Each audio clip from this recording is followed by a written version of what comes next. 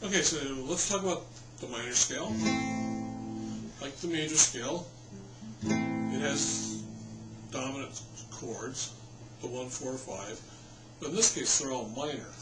In the major scale, they're all major. Like C, F, and G were all major. C, D, E, F, G, they were all major. The minor scale, your 1, 4, 5 are all minor. So A, B, C, D, E, A minor, D minor, E minor, A minor. And then your 2 chord is a diminished chord, and then all the other chords are major chords. It's just the way the notes land in the scale. Again, the key pretty much tells you to fit things together, or makes you fit the notes in there into this key. And as you're starting to discover when I'm playing some of the flamenco things, you don't necessarily have to keep the notes in there. It's kind of do whatever you want, but the basic structure is you want to have the notes fit the key. Now I want to talk a little bit about some of the chords that are in the diagrams. For instance, you notice when I'm playing the C, how my hand's at an angle. It's not like this. I don't come straight in. My fingers are off at about a 30-degree angle. And I'm actually coming down on the side of my fingers. I'm not coming straight to the tip. You can see how kind of uncomfortable that is trying to go straight in. When I go in from the side, you can see my hands very relaxed. The front part of my finger is up here, and then it kind of comes back. So my hand's kind of pointing that way and then bends back around. It's just far more comfortable. Now, like the F, you can see I do that again. If you try to do this, first off, you can't get your finger to come down and hold down these 2 strings. You can see on the diagram, your first finger's got to hold down 2 strings. Well, you simply can't do that.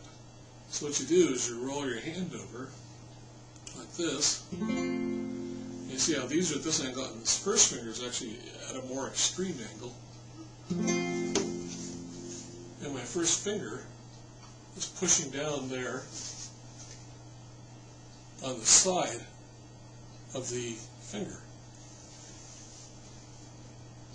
And my thumb is lined up behind that first finger to give a lot more pressure.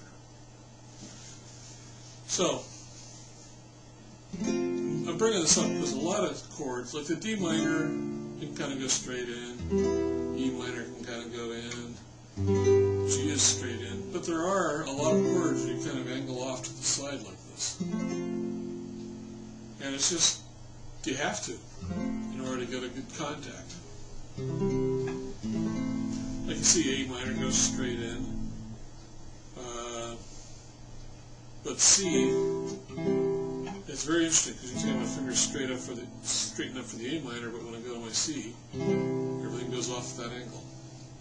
So don't feel it just because one chord goes in. Like here with this D minor, these 2 kind of go in, but that first finger is over here, kind of on the side like you would an F. It's pointing off that way instead of that way.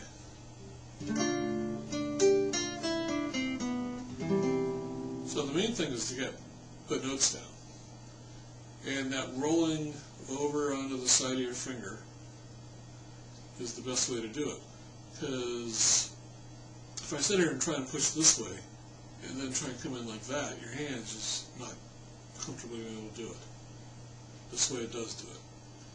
I just want to talk about that a little bit, because there's going to be a lot of chords. Like you take your F, you move it up 2 frets, now it's a G, now it's an A. Well, if you don't have your fingers rolled over on the side, like at this angle, and your thumb down here at the bottom, supporting,